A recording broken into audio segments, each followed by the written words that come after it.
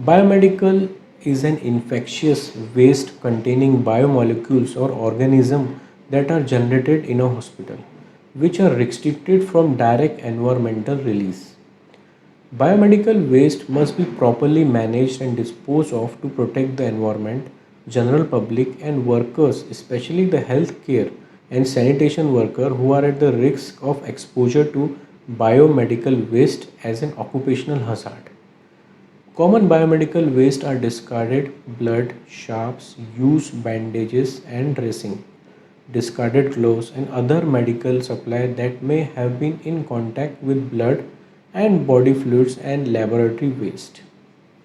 What is important for us here is to understand is to segregate the waste at the source.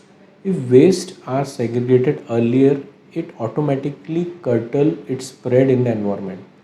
Wrong segregation pollutes air, water and soil. Let's see how ideally various waste from hospital are segregated.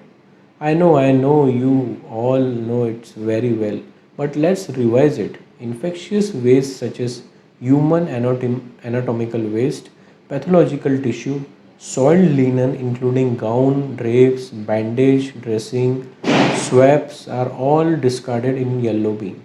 This yellow bin are collected by the local government body and buried under the ground.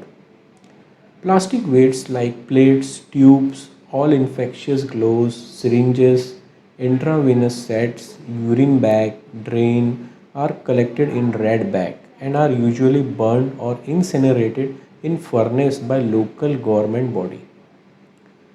Needles, syringes with fixed needles, needles from needle tip cutter or burner, scalpels, blade or any other contaminated sharp object that may cause puncture and cuts.